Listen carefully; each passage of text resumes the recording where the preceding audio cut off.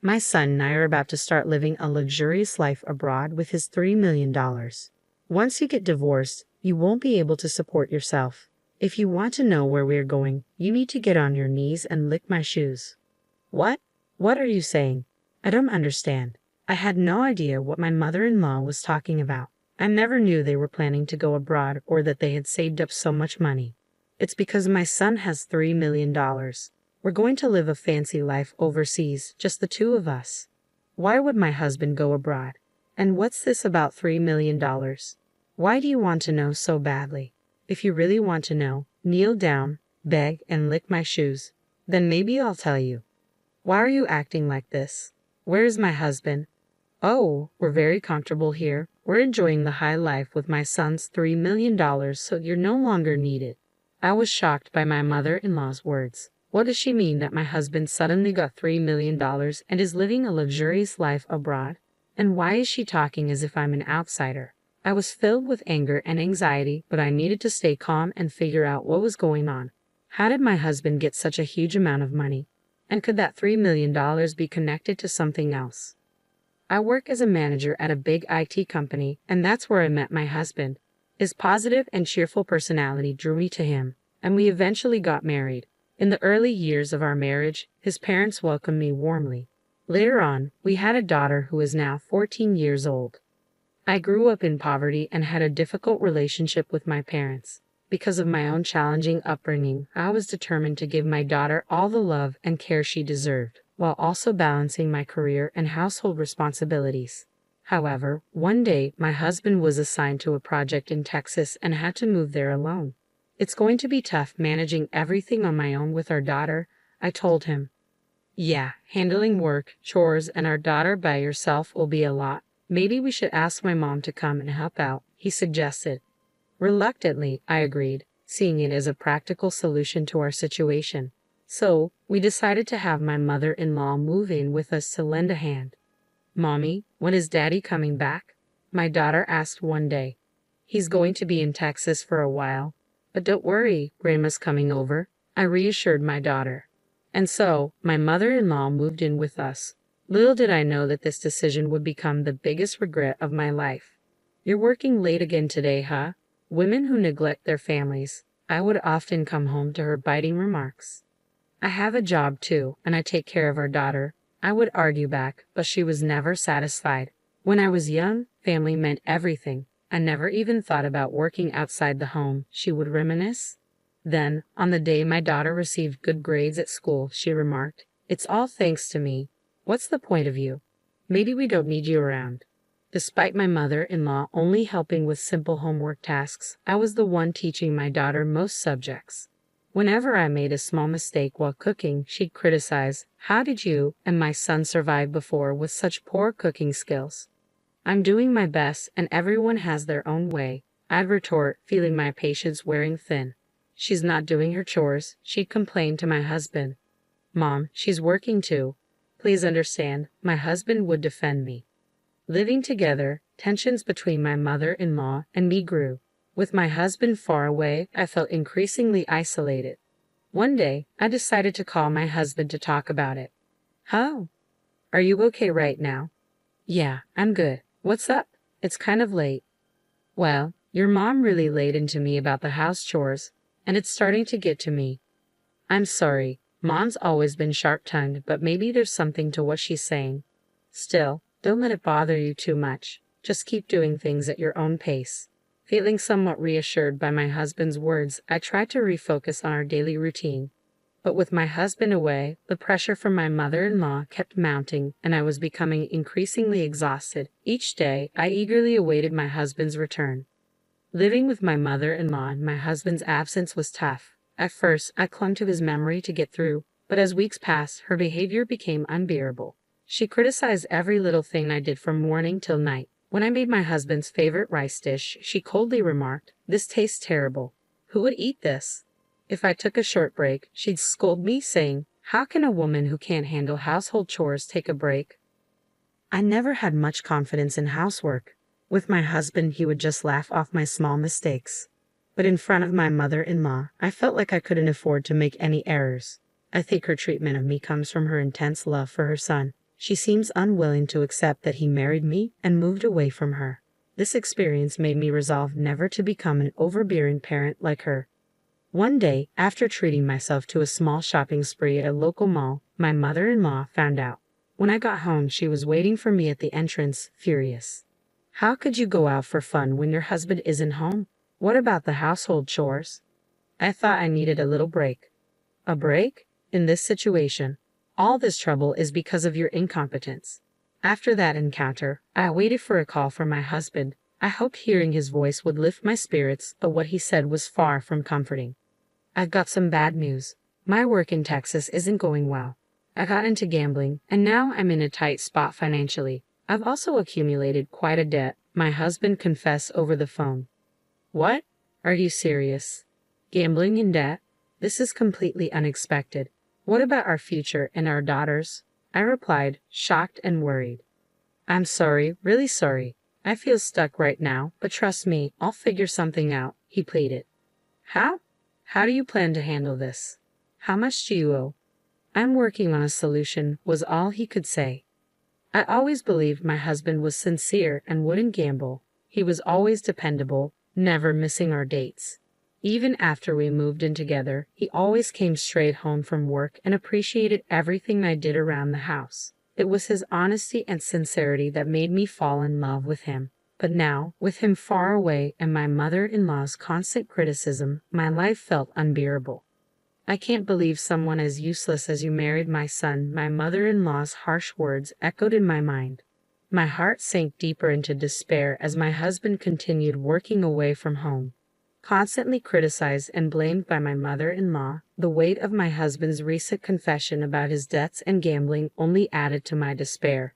With the barrage of criticism from her, I reached a breaking point. One night, overwhelmed, I left the house and found myself crying on a park bench. Then one day, my mother-in-law unearthed a secret from my past. During dinner, she used it against me. So, I heard you used to work in a nightclub, huh? Shame on you for raising my grandchild after working in such a place. How did you find out about that? I was telling someone about how useless my son's wife is and showed them a picture of you. They recognized you. Apparently, you weren't even good at that nightclub job. In my past, frustrated with a mother who never worked and always partied, I left my family home. Struggling for money, I found work at a nightclub. This was before I married my husband, a secret I thought he didn't know. I was speechless. I never imagined my mother-in-law would discover this about my past, and now she was using it against me. I can't believe someone like you is the mother of my grandchild. I'll tell my son and have you kicked out.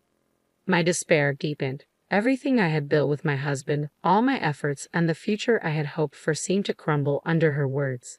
My husband's communication became scarce, and I feared he was beginning to doubt and suspect me. One night, alone in my room, I reflected on my life, meeting my husband, our marriage, our current situation, and the constant blame and accusations from my mother-in-law. I felt like I couldn't go on. I can't take it anymore. Whispering those words, I stepped out into the quiet nighttime streets, feeling the weight of despair inside me. My mother-in-law's harsh words echoed in my mind, criticizing my past, my secrets, and my present. Sitting alone on a park bench, I looked up at the sky, devoid of stars, feeling as dark inside as it was outside. Suddenly, someone approached. Mom, why are you here? It was my daughter, sitting down beside me and holding my hand.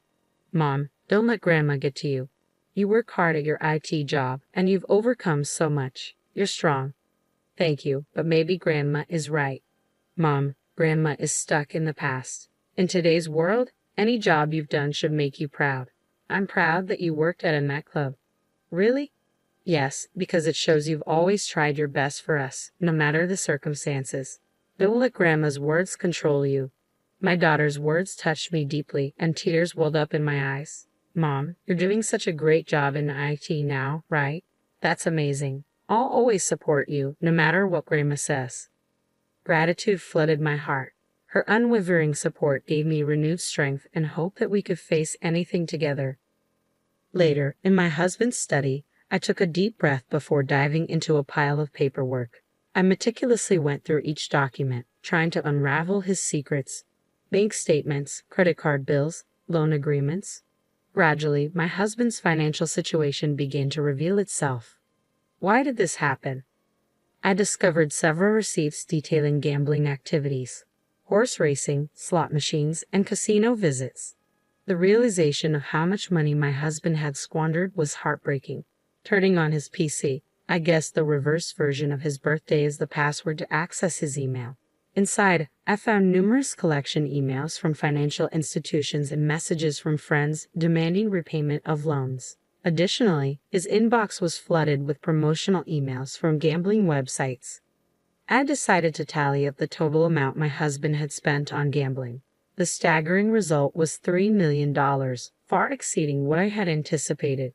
Seeing that figure, I felt a moment of panic, but I knew I had to act swiftly. I started planning how to secure funds to sustain our livelihood. This included tapping into my savings, estimating proceeds from selling our high-end electronics and luxury items at home, and budgeting with my salary savings. Every detail mattered in this critical moment. Afterward, I continued my personal investigation. Every day, I diligently contacted financial institutions to understand the extent of my husband's debts, obtaining credit reports in his name. A few days later, I formulated a plan. I started laying the groundwork to establish a life independent of my husband and mother-in-law, while also devising a strategy to repay his debts. Leveraging my expertise in the IT industry, I decided to pursue freelance projects. Over the next few days, I built a portfolio and signed up on a freelance job platform. Shortly after, I received my first request from a client. "This will help cover some of our living expenses," I thought gratefully. In between my daily work, I meticulously reviewed our household finances. I canceled unnecessary subscriptions, reduced wasteful spending, and researched budget-friendly recipes to cut down on food expenses. With insights from local moms, I organized a community yard sale, successfully selling branded items and extra electronics for a decent sum. As my freelance work gained momentum over the following weeks, I began to feel more secure about my income. By then, my bank account held enough to cover our essential living expenses. When I returned home one day, I noticed all of my mother-in-law's belongings were gone. At the same time, my phone rang. It was my mother-in-law calling. "Oh, are you already home? Did you notice our stuff is gone?" My mother-in-law's voice came through the phone. "What are you trying to say?" I asked cautiously. "My son and I are starting a luxurious life abroad with his $3 million. Once you divorce, you won't be able to make ends meet. If you want our address, get on your knees and lick my shoes," she declared arrogantly. I couldn't help but chuckle. "Actually, that $3 million is a debt." "Stop joking. There's no way my son has that kind of debt," she retorted confidently. "You might not believe it, but it's true. In his study, there are transaction records from banks and financial institutions, credit card bills, contracts, and more. Plus, on his PC, there are collection emails from financial institutions, messages from friends demanding repayment, and promotional emails from gambling sites. If you don't believe me, why don't you check?" "You're lying," she insisted. "It's the result of his deep involvement in gambling, horse racing, slot machines, casinos. In total, it amounts to a staggering $3 million. I've just sent you photos of the evidence. Maybe you should take a look." I had no idea, my mother-in-law admitted, her voice softening. "He probably didn't want you to know, but these are the facts. I've been figuring out how to handle this enormous debt, but I suppose I don't need to anymore." There was a long pause on the other end of the line. "I truly didn't know. I don't know what to say," she finally responded. Without another word, I ended the call. I knew I had to start afresh from this point onward. Despite the shock caused by my husband and mother-in-law's actions, I resolved to move forward for the sake of my daughter and myself. Later on, my husband called. "I'm so sorry. Truly, I am." My husband's voice came through, subdued in a way I had never heard before. But despite his apology, my anger burned unabated. "Why did it come to this? Our family is falling apart because of you," I retorted sharply. "I never thought it would come to this. But when I decided to go overseas with Mom, I couldn't see a future with you and our daughter," he explained, his words leaving me stunned. "You couldn't see. It's because of your recklessness and lack of planning that our family is in this mess," I accused bitterly. "I know that, but it's too late now. I made a promise to Mom," he replied. "A promise? What kind of promise sacrifices our daughter's future for your own paradise? A challenge, feeling the weight of betrayal. There was a prolonged silence from my husband.